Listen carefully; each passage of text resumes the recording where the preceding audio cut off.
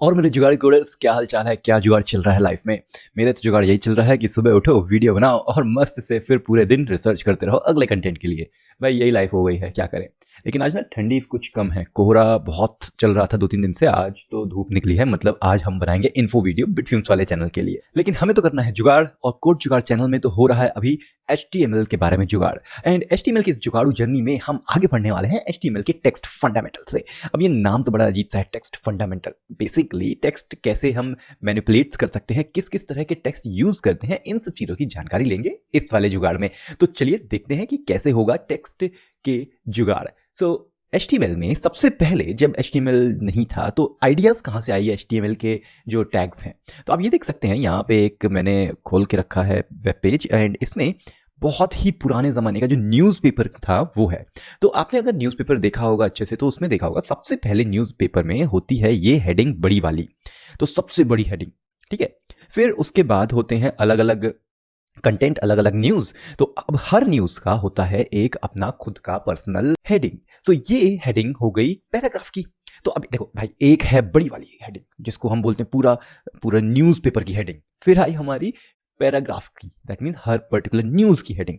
अब देखो न्यूज़ के अंदर भी एक और हेडिंग है जिसको बोलते हैं सब हेडिंग और सेक्शंस की हेडिंग। तो अब एक न्यूज़ है, एक न्यूज़ में 2 लाइन तो होगी नहीं, होगी तो अच्छी खासी होगी, भाई इसने इसको मार दिया, वो पॉलिटिशियन ने ये घोटाला कर दिया। यही तो न्यूज़ होती है। न्यूज़ में कुछ अच्छा तो दिखाते नहीं है, मेरा तो दिमाग खराब होता है न्यूज़पेपर देख के।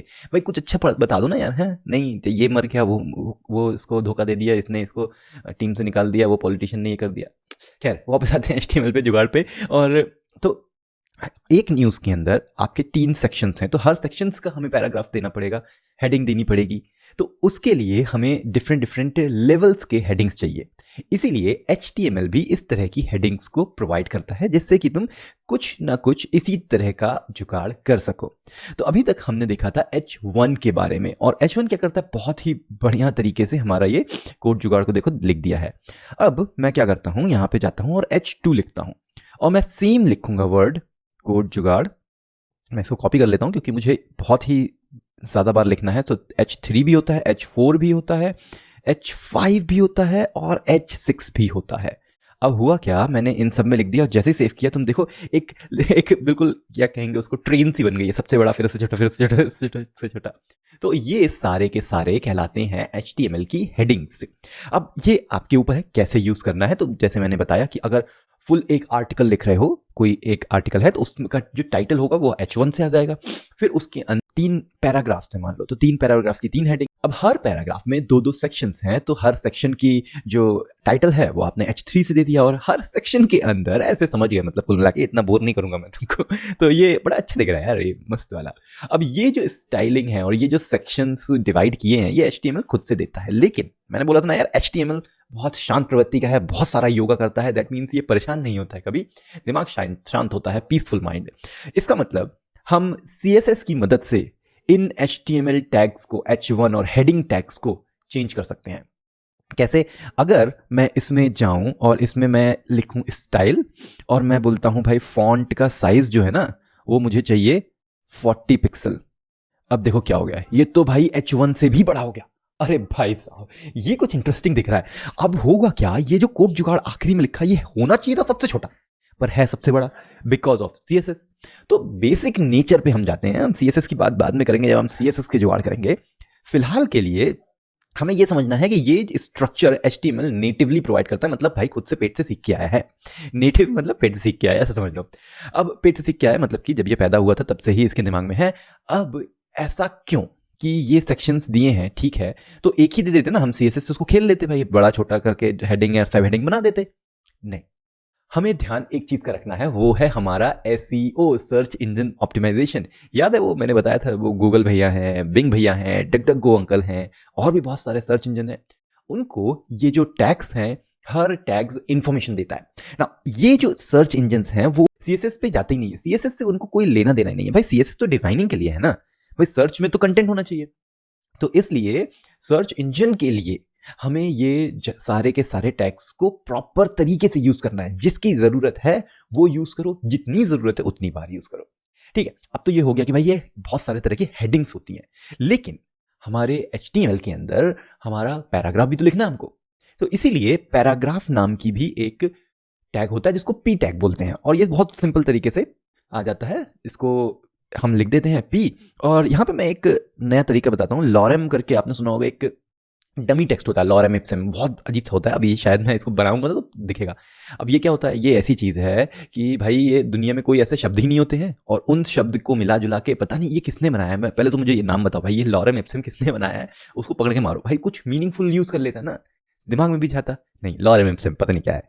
खैर, तो इसको मैं अगर बोलूँ कि भाई मुझे मल्टीप्लाई 6, तो 6 लॉरेम इप्सिम के वर्ड्स दे देगा। तो ये देखो 6 लाइन, सॉरी 6 नहीं, तो 6 लाइन जो है इसने लिख के दे दी। लॉरेम इप्सम डॉरेम सिट एमेट, पता नहीं क्या क्या है। तो इतना बड़ा लिख के, और मैंने जैसे ही सेव किया तो ये देखो पैराग्राफ आ गया। तो कुछ ज़्यादा ही बड़ा हो गया भाई साहब, इसको मैं 2 लाइन का कर देता हूँ और सेव किया। तो ये होता है पैराग्राफ अपना। अगेन इस पैराग्राफ को भी तुम हेडिंग लेवल तक बड़ा कर सकते हो CSS की मदद से। लेकिन अभी बताया था ना भाई, वो अपने भाई लोग हैं ना जो सर्च इंजन वाले, उनके लिए तो भाई ये बहुत ही अच्छी चीज़ है कि भाई ये पैराग्राफ है, इसमें रियल कुछ कंटेंट होगा, तो उस हिसाब से वो अपनी इंडेक्सिंग जो भी करनी होती है भाई लोगों को, वो करते रहेंगे। अपना काम क्या है, अपना काम है सही तरीके से टैग्स लिखना। तो टेक्स्ट लिखने के लिए हेडिंग में हम ये हेडिंग टैग्स यूज कर सकते हैं, पैराग्राफ लिखने के लिए ये हम पैराग्राफ टैग यूज कर सकते हैं। लेकिन अब मान लो कि यार ये हमारा जो पैराग्राफ है ना, इसके अंदर कोई एक पर्टिकुलर टेक्स्ट है जिसको हमें हाईलाइट करना है, जिससे हमें मान लो कलर चेंज करना है, कुछ भी करना है specifically inside this P tag. तो मान लो ये लॉरेम और इप्सम है, तो इप्सम डॉलर जो है इसको मुझे करना है कुछ स्टाइलिंग। तो क्या मैं इसको और पी टैग में यूज कर सकता हूं? बिल्कुल, हम जानते हैं कि HTML के किसी भी टैग के अंदर हम और भी टैग्स डाल सकते हैं। तो चलिए ये करते हैं। पी टैग के अंदर मैंने पी टैग डाल दिया, लेकिन ये क्या हो गया भाई, ये तो यार नया लाइन में ले आया। हाँ, तो एक तरीके से देखें तो ये सही भी तो है, क्योंकि पैराग्राफ तो एक डेडिकेटेड सेक्शन होता है ना, हर पैराग्राफ दूसरे पैराग्राफ से अलग होता है। तो इसलिए जब भी पैराग्राफ टैग होता है ना, वो एक हमेशा न्यू लाइन में होता है, और वो अपने ऊपर और नीचे कुछ मार्जिन रखता है। इसीलिए जैसे ही हमने ये इप्सम डॉलर को पैराग्राफ में डाला, तो ये पहली बात तो न्यू लाइन में आ गया। ये दूसरा, इसके यहाँ पे और ऊपर और नीचे हमारे मार्जिन आ गया। इसलिए ये तो नहीं कर सकते। चलो समझ में आया, ठीक है यार, ये हमारा पैराग्राफ टैग नहीं यूज कर सकते इप्सम डॉलर को हाईलाइट करने के लिए। इसलिए इस तरह की हाईलाइटिंग थिंग के लिए एक जनरल जेनेरिक टैग बनाया गया है, इसको बोलते हैं स्पैन टैग। स्पैन टैग जो है हमारा बहुत ही शांत प्रवृत्ति का है। अगेन HTML का ही है तो वो भी शांत होगा। थोड़ा सा ये पी टैग एग्रेसिव होता है, नहीं मुझे तो न्यू लाइन चाहिए, नहीं मुझे तो मार्जिन चाहिए ऊपर नीचे। स्पैन बोलता है कर लो भाई जो करना है, मैं जहां हूं उसकी ही स्टाइलिंग ले लूंगा। मतलब वो अगर पी के अंदर है तो बोलता है ठीक है पी वाले में चलने दो। तो उस तरीके से अब ये स्पैम करने से हुआ क्या कि देखा जाए तो यहाँ पे कुछ इफेक्ट हुआ नहीं, लेकिन अब क्या कर सकते हैं, ये स्पैम के अंदर हम स्टाइल डाल सकते हैं और हम बोल सकते हैं भैया कलर जो है ना वो हमें रेड चाहिए। तो अब ये देखो इप्सम वाला जो है वो कलर जो है वो रेड हो गया। ये पावर है हमारे स्पैन टैग का। ये किसी भी टैग के अंदर घुस जाता है, सब कुछ उसी का रहेगा, लेकिन क्योंकि ये एक स्पेसिफिक टैग है, हम उस टैग में कोई भी स्टाइल डाल सकते हैं, क्लास डाल सकते हैं, आईडी डाल सकते हैं, कुछ भी कर सकते हैं, सिर्फ उस स्पैम टैग के अंदर जो भी हमारा टेक्स्ट लिखा है उसके लिए। तो है ना ये पावरफुल थिंग। अब क्योंकि हम बात कर रहे हैं एम्फेसाइज करने की, हाईलाइट करने की, तो चलो और हाईलाइट्स वाले जो टैग्स हैं उनके बारे में बात करते हैं। तो टेक्स्ट को ना बहुत तरीके से आप मैनिपुलेट कर सकते हैं, बता सकते हैं कि ये जो इंपॉर्टेंट चीज़ है ये समथिंग एल्स है, लाइक दैट। तो अब स्टाइल में हमने, अब स्पैम में हमने स्टाइल डाल दी थी, लेकिन कुछ टैग होते हैं जो पहले से ही डिफाइंड होते हैं कि भैया वो जो है कुछ पर्टिकुलर काम करेंगे। जैसे एक टैग होता है जिसका नाम है EM, इसका नाम ही है एम्फेसाइज वाला टैग।